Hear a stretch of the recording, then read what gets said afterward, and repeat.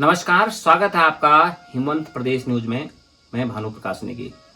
हिमंत प्रदेश के खास कार्यक्रम, खास मुलाकात में आज हमारे साथ खास मेहमान हैं हरीश भारती जी, जो लोक कलाकार हैं और उत्तराखंड का लोक कला के जगत में बहुत बड़ा नाम वो कर रहे हैं।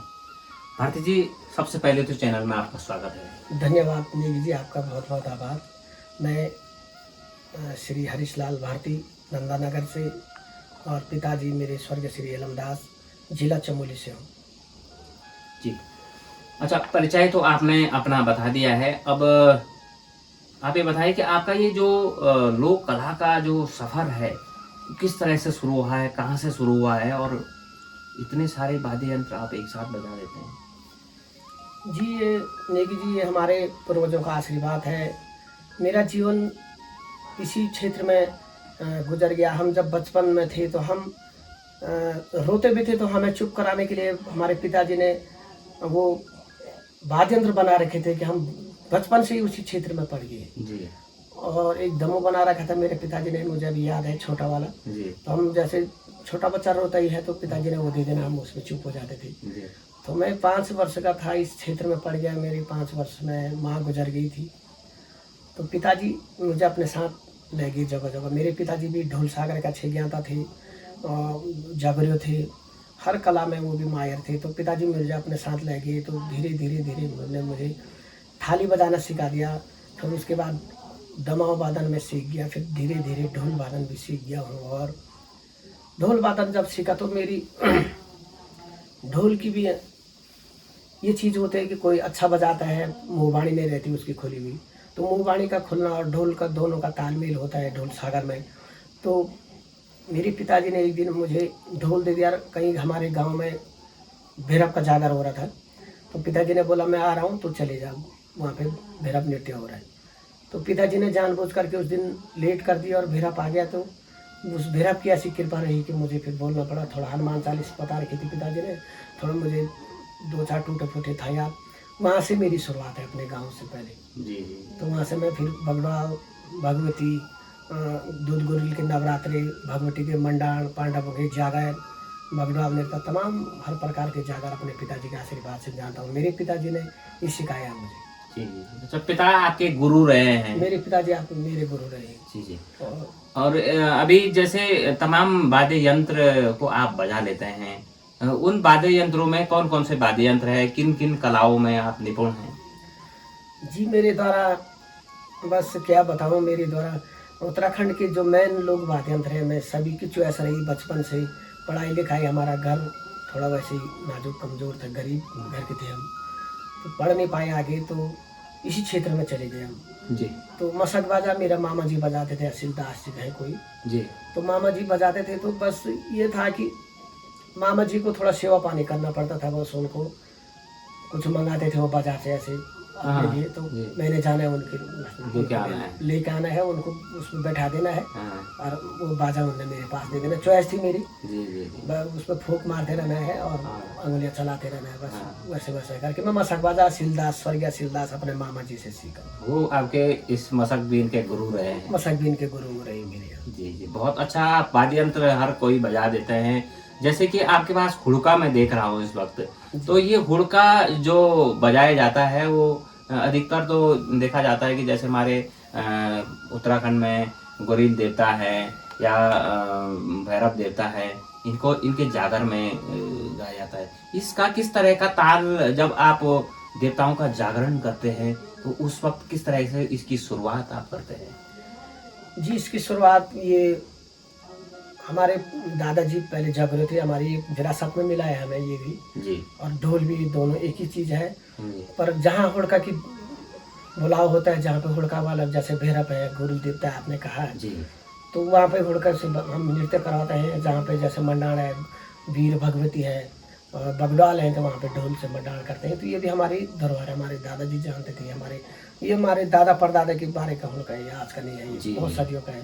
ये विरासत में मिला हुआ है। और जैसे हम भैरव का जागर बोलते हैं तो मैं जी जरूर, बिल्कुल 2 लाइन आप सुना दीजिए और हमारे दर्शक चाहते हैं कि इसकी धुन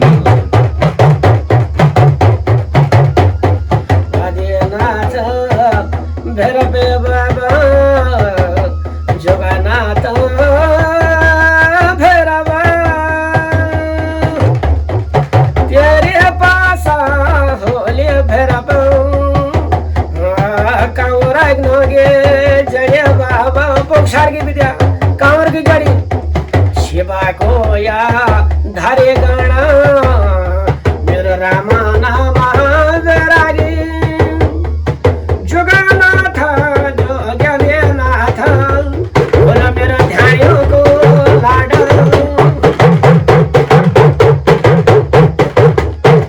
प्रकार से भैरव पे नृत्य होता है। और भी काफी ताल है, वो लंबा में चले जाऊंगा तो जी जी लंबा हो जाएगा वो। जी जी फिर हम भी नहीं समझते, फिर ये जागर सर रातें खुल जाती है, दिन का पता नहीं चलता है, ऐसे ऐसे कथा जागर चलते रहते हैं। जागर चलते रहते हैं, हम ये खुद भावुक हो जाते हैं। जी जी बस ये होता है कि बैठे हैं, दिशा ध्यानियाँ बैठी है, देवता नाच रहा है, कथा में कथा चल रही है, धुनी का अलग है भैरव का, जी और जोग दिन का अलग है, स्नानी का अलग है। पर मैंने 2 शब्द सुनाए। जी भारती जी, इसके साथ में जैसे अन्य वाद्य यंत्र भी आप बजाते हैं, और जैसे कि हमारी लोक गाथाओं में, लोक परंपराओं में आप जागर के माध्यम से देवताओं को जागृत करते हैं। जी, माँ भगवती का जागर किस तरह से किया जाता है? हमारे चमोली में सर माँ भगवती का जागर की खड़ी बोली से हमारे यहाँ पे चमोली में जागर किया जाता है। जैसे अन्य दूसरे जिलों में मैंने देखा तो गीत के माध्यम से जागर किया जाता है, हमारे यहाँ पे चमोली में नृत्य के माध्यम से किया जाता है। जैसे हमारे चोपता चौरी में माँ भगवती के नवरात्र पड़ते हैं, हमारे कुरुड़ में होती है, तो हमारे यहाँ भगवती का ताल है महाज्वाला फरसरामणि जोग माया जोग थामणि बागबानी बागेश्वरी माता दैता धारणी सिंह भवानी प्रथमम देवी शैलपुत्री द्वितीयम कत्यानी ओ तितमा वर्मचारिणी चतुर्में चत्रिकंडिका पांचवें कुशमंडिका छठवें शकंड माता सातवें कालरात्रा आठवें महागौरी नवमें नवदुर्गा दशमें प्रगट बहानी महाज्वाला फरसरामणि जोग माया जोगधामणि बागबानी बागेश्वरी माता। कितना हाथ से हाथ हेलूं, कितना पाँव से पाँव दाबूं, कृष्ण दिन जंगदाने कृष्ण दिन जंगदाने कृष्ण दिन जंगदाने कृष्ण। जब माता बाहर आती माता का डोला तो इस प्रकार से आता है। फिर नचाने का भी थोड़ा हमने थोड़ा इसमें बदलाव किया है। तो नचाने का है जय माया मेरे राजे राजेश्वरे, जय माया मेरे नंदा राजेश्वरी जोग माया, मेरी सेवा पहुँचे माता तुम्हारा चरणों। जगदबंदनी महाराज राजेश्वरी अनंत विजया धमावती बगलावती, इस प्रकार से हम नचा लेते थोड़ा भगवती को। लेकिन हमारे चमोली में जो है ये खड़ी भाषा ही ज्यादा चलती है। जी भारती जी, जैसे कि आप अनेक वाद्य यंत्रों को बजाते हैं, और एक जो एरोली नृत्य होता है उसमें जो है एक ढोल को बजाने की अलग ही तरह की विधा है। जी जी। तो ये एरोली नृत्य खास करके जैसे माँ भगवती चंडिका का जब द्वारा यात्रा निकलती है, या जाग देवता की, या द्वारी देवी की जो आपके यहाँ पर फेमस है, उसको किस तरह से जो है उसका किस तरह का प्रचलन है? जी, उसका सर मांडली रहती है, और फर्स्ट जो है एराव देवता आता है। एराव देवता माने भगवती का आगवानी माना जाता है, उसको निशान का वीर होता है भगवती का आगवानी भूमिया उस एरिया का। तो वो जैसे आता है तो उसका गीत में 2 शब्द सूक्ष्म रूप में सुनाना चाहूँगा। तो उसका एक है पहले मानली बजती है, ओहो मेरा रहु पात्र पंचरमान देव दूंगी खली है वो भलो रमकनो भलो जमकनो, ओहो मेरा रहु पात्र पंचरमान देव दूंगी खली है के न, पहली दिशा को विचार कयाल, ओहो पूर्व दिशा। तो अब जहाँ नया गांव में जा रखे तो दिशाओं का विचार करना है देवता ने, किस गांव में पूरब कहाँ को पड़ता है। जैसे हम इस गांव नया गांव में आ गए तो यहाँ पश्चिम कहाँ पड़ता है, या तो सारा देवता ने बताना है इस तरफ पूरब है, इस तरफ पश्चिम है, इस तरफ दिशा को विचार करे। हेलो ओहो मेरा रोह पात्र। अब पंचरमान देवताओं का वास्ता कोटि कामल बिछाया, तो कोटि कामल गणप बिछाना बिछाते हैं। ये मानली में बजता है, वो अलग ही विधा है, वो मानली अलग ही बजती है, ये अलग ही विधा है। तो वहाँ पे बिछोड़ बिछाते हैं, फिर एराव देवता और सारा अन्न उपज करके देवताओं का भोग लगा करके एराव देवता अपना स्थानवासी हो जाते हैं। जी, और उसमें जो है एक लोक गाथा और लोक परंपरा के अनुसार जैसे महिलाओं से उसमें चूड़ी बिंदी और ये तमाम श्रृंगार के सामान भी मांगे जाते हैं। जी मांगे जाते हैं, एराव के द्वारा मांगे जाते हैं सर। ये इसलिए मांगे जाते हैं कि सर ये वर्षों का कोथिक होता है, ये साल भर में नहीं होता है। जी जी 24 साल 25 साल, अब तो खैर बहुत सालों में हो रहा है। पहले कम से कम 12 साल की भाग बांधी जाती है इसमें, क्योंकि 12 साल का एक सूर्य चक्र होता है कहते हैं। तो 12 साल की भाग बांधी जाती है गाँव के द्वारा। ये बहुत बड़ा निभाने के लिए बहुत बड़ा टफ भी है सर। ये 6 महीना झेलना बहुत बड़ी बात है। 9 महीने तक भी होती है, 9 महीने 10 महीने तक की भी कभी हो जाती है द्वारी यात्रा। तो यहाँ पर हमने जो 6 महीने करा तो काफी हमारे लिए तो कुछ टप नहीं रहा, हम तो बहुत सौभाग्य समझते थे अपने लिए, पर जो पात्र थे नाचने वाले, अपने नंगा पैर चलना, एक टाइम खाना, तो एक याददाश्त टाइप की रहती थी कि वो उस गांव में उस गांव की दिहाड़ी है, दिशा दिहाड़ी है। जैसे हमारे नारंगी से देवर यात्रा आती थी, हम चले गए यहाँ घाट में, नंदानगर चले गए, तो वहाँ पे जो हमारे गांव की दिहाड़ियाँ रहती है उनको उनकी समोड़ लेने के लिए, तो वहाँ पे सभी दिहाड़ियाँ मानी जाती है। तो ये समोड़ इसलिए होता है कि राजी रहा, खुश रहा, फलिया फोलिया, और फिर दोबारा किस वर्ष भेंट होती है, आप अपने समोड़ दे दो, फिर दोबारा भेंट होगी। इस समोड़ के रूप में इस प्रकार से दिया जाता है चूड़ी मोती। अच्छा, इसके साथ साथ मैं यहाँ पर देखता हूँ कि जो ये जो ऊपर वाला एरिया है, बिचौलिया नागपुर से ऊपर वाला एरिया है, तो उसमें जो है ये मुखौटा नृत्य का एक बहुत बड़ा महत्व है, और ये हमारी लोक परंपराओं और एक जो हमारे पुराने जमाने में जब मनोरंजन के साधन नहीं होते थे, उस टाइम ये मनोरंजन का भी बहुत बड़ा साधन रहा है। तो इस संबंध में आपको क्या कहना है, क्योंकि आप जो है मुखौटा नृत्य का भी बहुत अच्छी कला को जानते हैं। जी, मुखौटा नृत्य एक ऐसा है कि भगवान सब भगवान के अवतार हैं, और मुखौटों के माध्यम से उनको नचाया जाता है। तो मुखौटा पहन करके नाचने से ये था कि मनोरंजन का साधन भी था। पहले ये सोशल मीडिया का ज़माना नहीं था, टीवी नहीं थी, मोबाइल नहीं थी, तो एक सब गांव वालों को एक सामूहिक बैठने का भी, एक प्यार प्रेम, एक दूसरे से अपना बर्ताव, एक प्यार प्रेम बांटना है। रात भर के कोठी होते थे, हम छोटे थे, हम भी जा रखे अपने पिताजी के साथ, दादा के साथ, हमने यही बचपन से, अभी मेरी 43 साल की उम्र हो गई है, मैं 5 वर्ष से इस क्षेत्र में हूँ, तो देखता था मैं रात भर गैस होते थे, पहले गैस जल रखे हैं और रात भर के कोथिक चल रहे हैं, तो पात्रों के द्वारा उस देवताओं को माना जाता था। आज फिर जब कोथिक समाप्त हो गया तो उस मुखौटों की पूजा होती थी। फिर जैसे जो ईश्वर देवता का मुखौटा है, वैद्य बुद्धि का मुखौटा है, मुखौटा के रूप में पूजा जाता था उनको। आदमी तो कभी संज्ञा जाएगा, कभी हाथ धोएगा, कभी नहाएगा धोएगा, मुखौटा नाचेगा अपने स्थान पर चलेगी, इसलिए मुखौटा का विशेष वो है। मुखौटों की दिन में कम से कम 7 घड़ की पूजा होती है। जी जी जी। अच्छा, ये जो मुखौटा है ये परंपरागत तरीके से आपके पास आते जा रहे हैं। इन मुखौटों में आपने बताया कि 18 प्रकार के मुखौटे लगते हैं। जी। तो मैं ये चाहूंगा, हमारे दर्शक चाहते हैं कि थोड़ा आप मुखौटों के बारे में भी बताएं कि किस तरह से ये मुखौटा जो है शुरू से और अंत तक लगते हैं।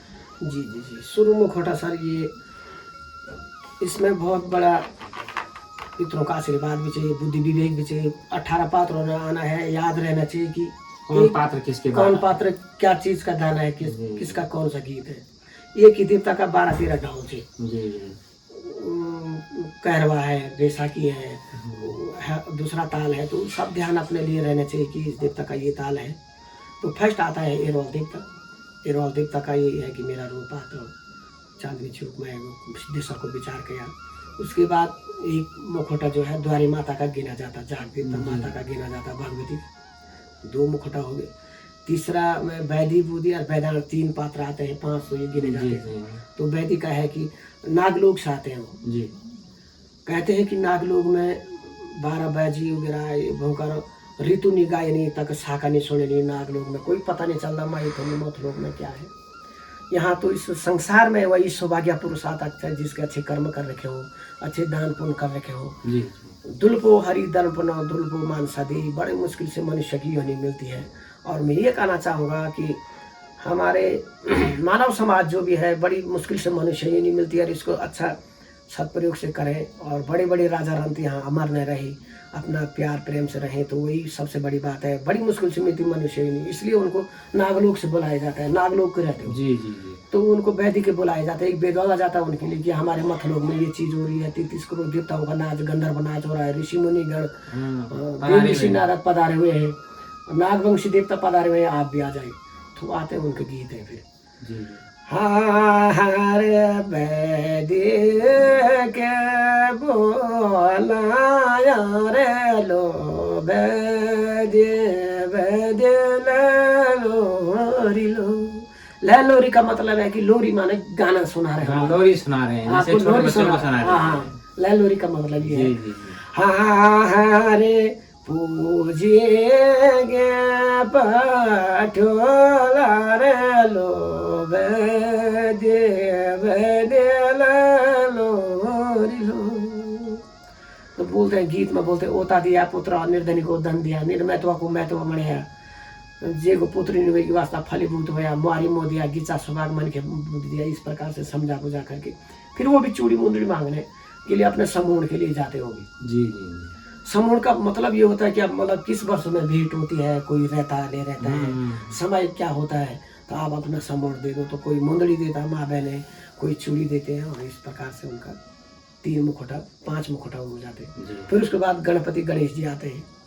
तो गणेश का कहते हैं कि माता पार्वती जब स्नान ले रही थी तो उस समय शंकर भगवान अपने मठ में नहीं थे। शंकर भगवान नंदी बैल की सवारी में कहीं लंबी यात्रा के लिए गए थे।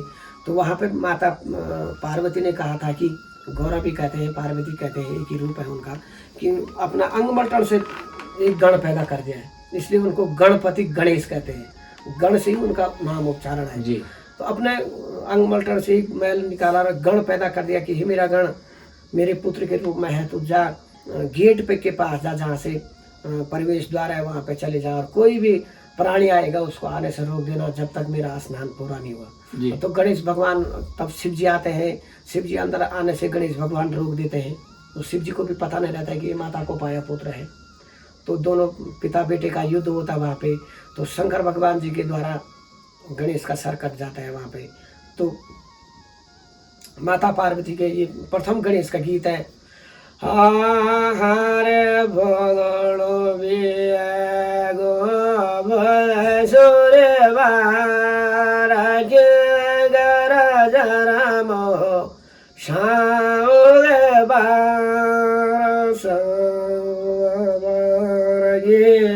मोर पड़ी नागे दाना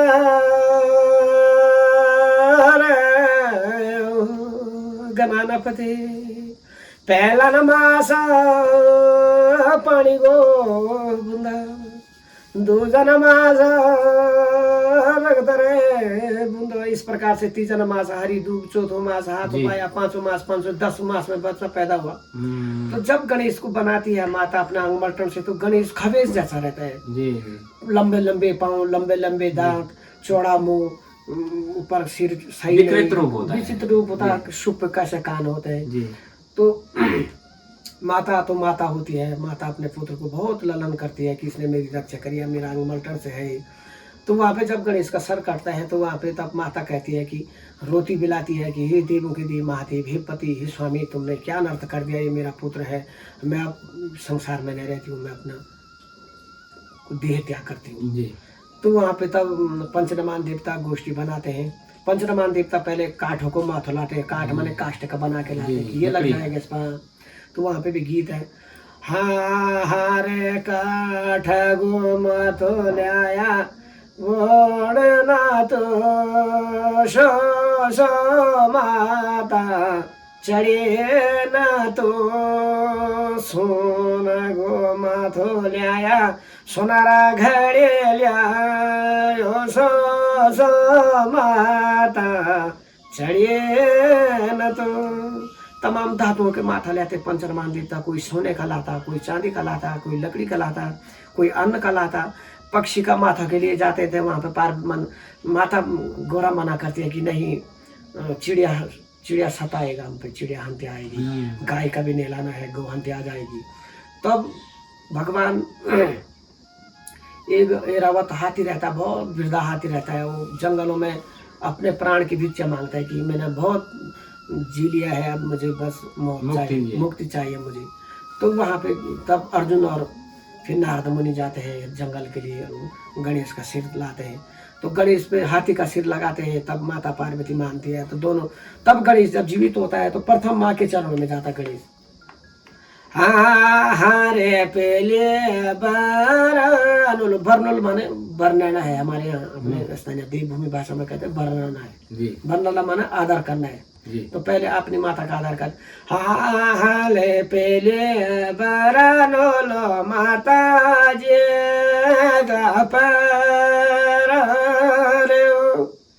ओ भले माता जे गा भले सारा। फिर पिताजी का पैर बनाना, गुरु का पैर बनाना। विनय को में जाता। फिर गणेश, जब गणेश जिंदा हो जाता तो बाहर शुरू कर देता गणेश। दुधिया विनायक, बुराशी विनायक, लकड़िया विनायक जाता, इसीलिए गणेश को सिद्धि विनायक कहा जाता है। विनायक कहा जाता है। तो तब माता के पास आता लास्ट में, तो फिर माता के पास आकर के दोनों माँ बेटा इकट्ठा होते हैं, फिर 33 करोड़ देवताओं का नाच, फिर वहाँ पे फिर बीच में गणेश का बहुत नाच लगते हैं, 7 नाच लगते हैं। भैरय नाल्यो गणपति गुरु गपास बलो हाथ न तेरा 16 स्वामी पाटक झाप बलो। भैरय नाल्यो गणपति गुरु गपास बलो हाथ न तेरा। इसमें डंगरे नाचते हैं, 5-7 डंगरे रहते हैं, और भी डंगरे सब उठ जाते थे, सामूहिक नाच होता है। मतलब इसका मतलब है कि भैरव न लो गणपति गुरु का पास, कि ये गणेश तू क्यों आया बाहर। जब उसका सर कटता है तो वहाँ पे और गण भी कहते हैं, नंदी कहता है, सब देवता नमान कहते हैं कि क्यों लाए तुम गणेश को बाहर गुरु के पास। गुरु माने शिव, सर नहीं कटता अगर ऐसे बाहर नहीं लाते तुम तो। तब भैरव प्रभु, फिर दूसरा स्टेप है प्रभु प्रलहं दैशो हरे हरे लो। हेरी तो हे प्रभु, प्रहलाद प्रेमी है, आप तो भगवान के प्रेमी है, भगवान के 10 अवतार है। हे प्रभु प्रहलाद 10 हरि हरि लो। हेरी तो देख, बल इधर देख, उधर हेर ना माने देखना, इधर देख उधर देख, तेरा सारे माँ बाप यहीं पे है। आप खुश हो जाओ, आपकी पूजा गणेश आपको फर्स्ट स्थान दिया जाएगा, फर्स्ट पूजा आपकी होगी। मनाते बुझाते फिर गणेश भगवान को, कि बारात में भी कोई भी मंगलिक कार्य होगा, फर्स्ट आपका नाम लिया जाएगा। प्रथम पूजा गणेश होगा। हाँ, प्रथम पूजा गणेश की होती है। तो हेरे तो यार दे गाँव रे को धानी लो। फिर दूसरा स्टेप है हे गोरा हमारे बलाया बना भानु साई बोराई हमो किए झाडरा हेला गोरा हमो की झाडरा। आप दोनों माता और बेटा आपस में बात बोलते हैं कि हमें किसी का डर नहीं है, अब हम तो तीनों माँ बाप इकट्ठे हो गए हैं, अब क्या युद्ध नहीं है, कोई भय नहीं है। गणेश आप बेफिक्र रहिए। 4-5 स्टेप है। इसके बाद गणेश के बाद तब नारद मुनि आते हैं। तो नारद मुनि का खड़ा ताल है, आते हैं नारद मुनि, तो धनता धनता चल के आते हैं ऐसे पैर उठा करके। तो जैसे गणेश भगवान नारद मुनि आ जाते हैं, तो नारद हंसी मजाक बहुत करते हैं हमारे द्वारी माता में। नारद ना हर बात को उल्टा बोलता है, हर बात को। तो कहते हैं कि जिसको अगर नारद ने अगर किसी की मजाक उड़ाई दी तो उसको फलीभूत होता है, बुरा नहीं मानना चाहिए। कहते हैं कि जिसको गणेश ने, नारद जी ने जिसको अगर मजाक उड़ा दी किसी का अगर, तो कहते हलो ना हर दो गली बात बोले आलो यू बल्द कप लिया, मतलब कक बेटी तेरा यू बल्द लिया, होली का बल्द कक बेटी नहीं आए। तो नारद बोल दो कि जैसे वहाँ गांव का सरपंच है, गांव का प्रधान है, तो वह उसके यहाँ से लाए।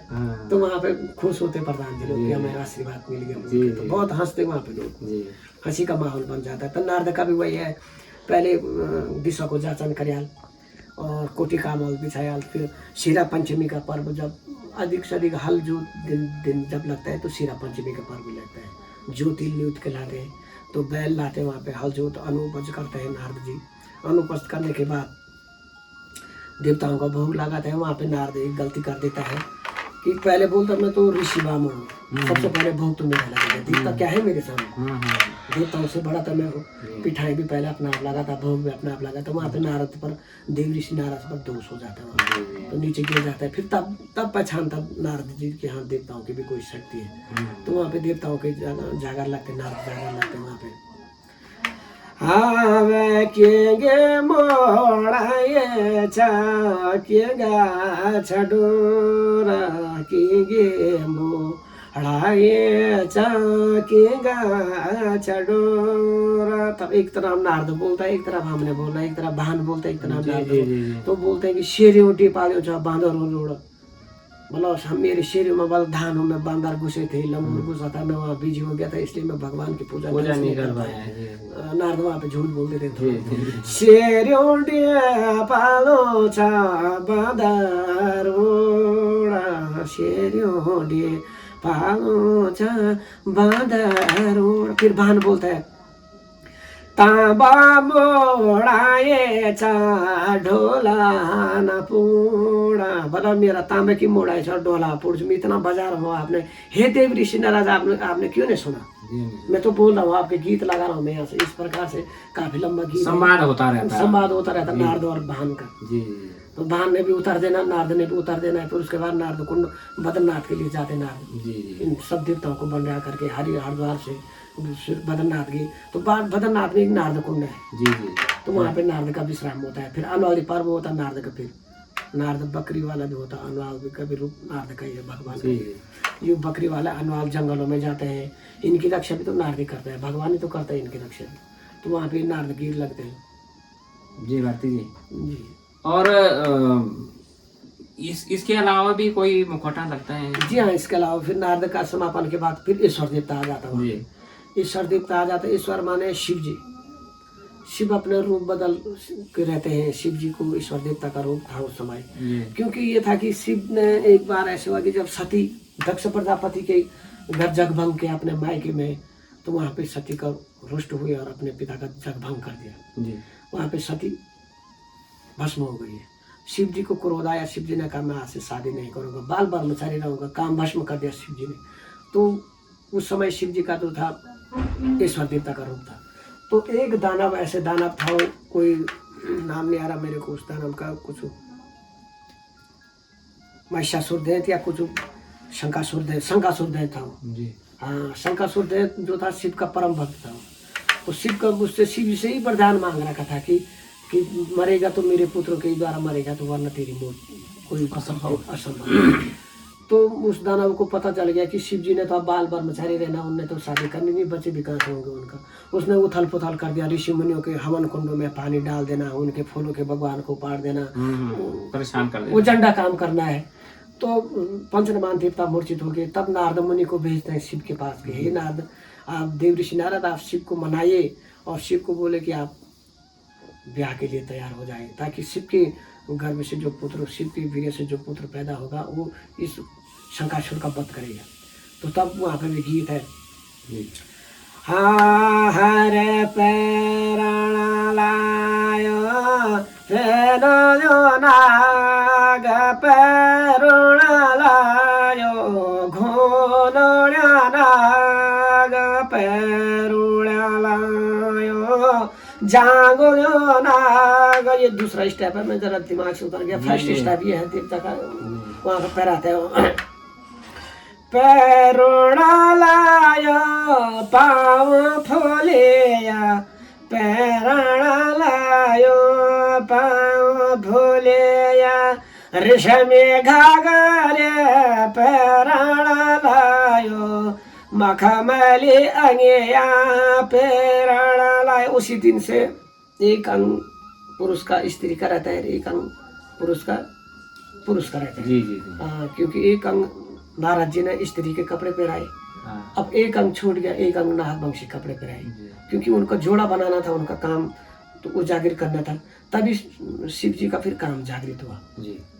एक अंग उनका स्त्री का, उसी दिन से कहते हैं कि बायां अंग पुरुष का स्त्री का होता है और दायां अंग अपना पुरुष का होता है। अर्धनारीश्वर के रूप में भी हो। जी जी, अर्धनारीश्वर उसी दिन शिव जी को कहा गया। जी आपने सही कहा। तो फिर एक तरफ नागवंशी कपड़ा पहनाते हैं नारद। हाँ ये रे घोनण्यो नाग पैरुण लायो जांगो नाग पैरुण लायो गारूढ़ नाग पैरण लायो बांसुरी नाग पेरायो कालंगिरी नाग धोलांगिरी नाग, जितने भी नाग है सब नागों का नाम लेना पड़ता वहाँ पे जी। अब वो जरूरी है इसमें सर, कहीं शॉर्ट नहीं मारना पड़ता है जी। ये भान के जो दीवार यात्रा है इसमें अगर हमने शॉर्ट मार दिया तो हमें भी पीड़ाता है, हमें नुकसानदायक है, हमारे बच्चों को नुकसानदायक है। शॉर्ट मारने का तो कोई तरीका नहीं है, मतलब जो है तो है। मतलब जो तुम्हारी अपनी लोक परंपरा है उसको आप लगातार निर्माण इसका कर रहे हैं। जी जी। अच्छा, हरीश भारती से हमारी लगातार बातचीत होती रहेगी। इस बीच एक ब्रेक के लिए रुकेंगे और ब्रेक के बाद फिर से ये क्रम जारी रहेगा।